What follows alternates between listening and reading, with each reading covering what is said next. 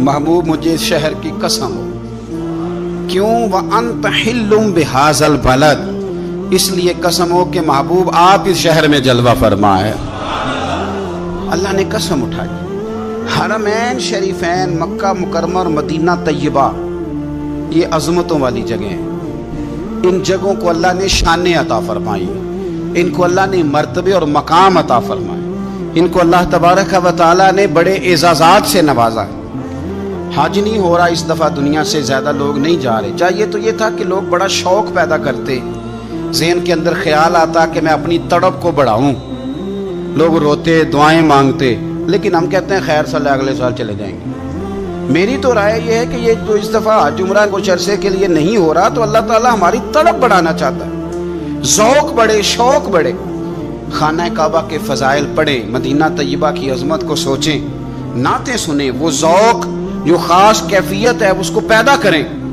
نبی پاک صلی اللہ علیہ وسلم نے جو ہمیں فضیلتیں بیان کی نا مکہ مکرمہ کی اور مدینہ طیبہ کی، اس کی حکمت بھی یہ ہے کہ ہمارے دل میں شوق پیدا ہو کہ ہم نے اس جگہ جانا ہے، ہمارے دل میں تڑپ پیدا ہو، ذوق آئے ہمیں. دیکھیں نبی پاک علیہ السلام نے فرمایا جو نماز تم اپنے گھر کے اندر پڑھو گے ایک نماز کا اللہ تمہیں ثواب دے گا، جماعت کے ساتھ پڑھو گے تو 27 نمازوں کا ثواب. لیکن فرمایا وہی نماز اگر تم میری مسجد نبوی میں آ کے پڑھو گے تو اللہ 50,000 نمازوں کا ثواب عطا کرے گا.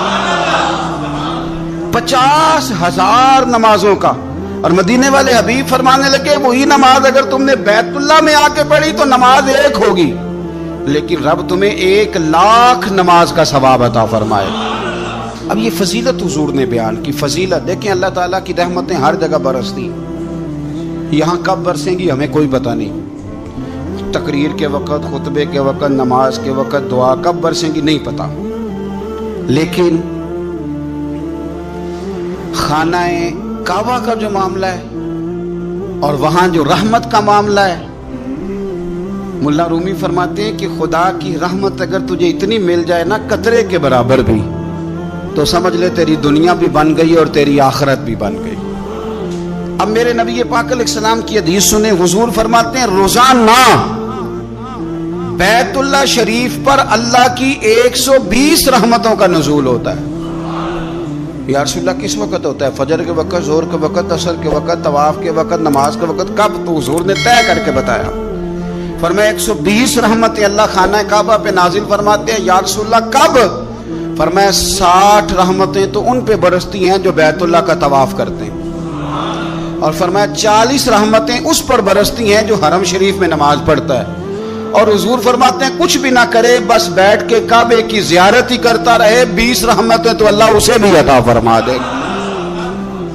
کتنی مقدس جگہ ہے. وہاں جانے کا ذوق، وہاں جانے کی تڑپ، وہاں جانے کا شوق. ان لوگوں سے تھوڑا سا شکوہ ہے جو کہتے ہیں جی میں نے جی بڑی راج کے زیارت کر لی ہے، بس راج گئے، ختم ہو گئی بات. سنو، نبی پاک علیہ السلام نے 53 سال حیات ظاہرہ کے وہاں گزارے، 53 سال. لیکن جناب صدیق اکبر رضی اللہ تعالیٰ عنہ فرماتے ہیں قربان جاؤں جس رات میرے کریم محبوب علیہ السلام ہجرت کی رات مکہ مکرمہ سے نکل رہے تھے تو حضور پلٹ پلٹ کے بیت اللہ کو دیکھتے تھے، حضور پلٹ پلٹ کے دیکھتے تھے. اور پھر میرے محبوب کریم علیہ السلام نے پلٹ کے کعبے کی طرف دیکھ کے فرمایا بیت اللہ تو مجھے بڑا ہی پیارا ہے، تو مجھے بڑا ہی پیارا ہے، اے شہر مکہ تو مجھے بڑا ہی پیارا ہے. فرمایا اگر میری قوم مجھے پریشان نہ کرتی میں تجھے کبھی چھوڑ کے نہ جاتا. 53 سال رہنے کے باوجود بھی حضور کا بیت اللہ سے پیار، نبی پاک کی اس شہر کے ساتھ وابستگی، وہ دلچسپی، وہ ذوق، وہ شوق، وہ کیفیات. کیوں مان پڑتے جا رہے ہیں ہمارے جذبے؟ ہمارے سیاست کی باتیں روز ہونے لگی ہیں، بحثوں کی باتیں روز ہوتی، لیکن اپنا عشق مضبوط کرنے کی بات. آپ یقین کریں یہ جو عشق ہوتا ہے یہ بندے کو آزاد کر دیتا ہے، یہ بندے کو عشق آزاد کر دیتا ہے. اعلیٰ حضرت فرماتے ہیں اے عشق تیرے صدقے جلنے سے چھٹے سستے، جو آگ بجھا دے گی وہ آگ لگائی ہے. اور علامہ اقبال کہنے لگے، اقبال سمجھاتے ہیں، وہ کہتے ہیں بجھی عشق کی آگ اندھیر ہے، اب مسلمان نہیں اب خاک کا ڈھیر ہے. کہتے ہیں بغیر عشق کے نا کوئی کام بھی، نماز بھی بغیر عشق کے پڑھی جاتی ہے تو کوئی مزہ ہی نہیں دیتی، بندے کہتے ہیں دل ہی نہیں لگتا۔ پیری مریدی ہے بغیر عشق کے، ایسی بس رسم ہی ہے، ٹھیک ہے گزارا چل رہا ہے۔ قرآن شریف کی تلاوت ہے تو بغیر عشق کے کیسے کیفیات چلیں گی؟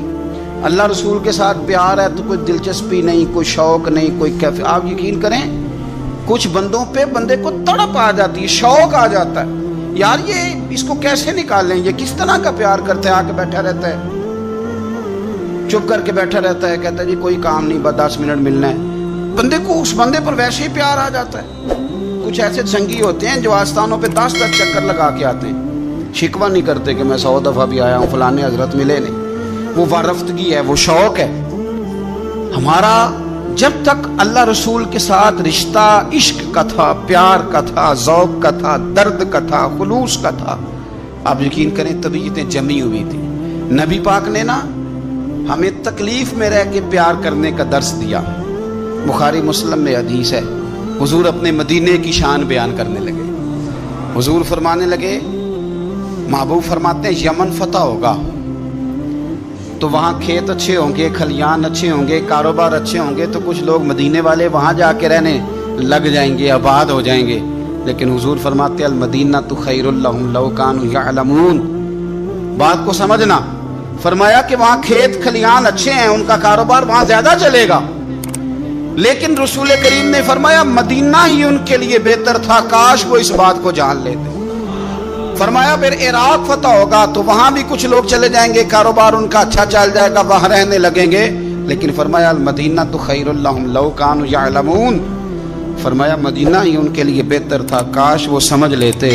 اور میرے نبی پاک علیہ السلام نے فرمایا جو مدینے میں ڈٹے رہیں گے اور مدینے کی تکلیفوں پر صبر کریں گے، اذیتوں پر صبر کریں گے، فرمایا اگر وہ گناہگار ہوں گے مدینے میں رہنے والے تو میں قیامت میں ان کی سفارش کروں گا، اور اگر نیکوکار ہوں گے تو میں اللہ کی بارگاہ میں ان کی نیکیوں پر گواہ بن جاؤں گا، گویا میں ان کے ساتھ رہوں گا۔ مدینے کے ساتھ نبی پاک کی جو محبت ہے، حضور کا جو پیار ہے، جس رات میرے نبی پاک صلی اللہ علیہ وسلم مکہ مکرمہ سے نکل رہے تھے نا مدینہ طیبہ جانے کے لیے، تو حضور نے دعا فرمائی، کہا اے اللہ تو نے مجھے اس شہر سے نکالا جو مجھے بڑا ہی پیارا تھا، اے اللہ یہاں بڑی یادیں تھیں، بڑا پیار تھا، تو نے وہاں سے نکالا جو مجھے بڑا پیارا تھا، اے اللہ اب تو مجھے اس شہر میں داخل فرما جو تجھے بڑا پیارا ہے، وہاں داخل فرما جو تجھے بڑا پیارا ہے۔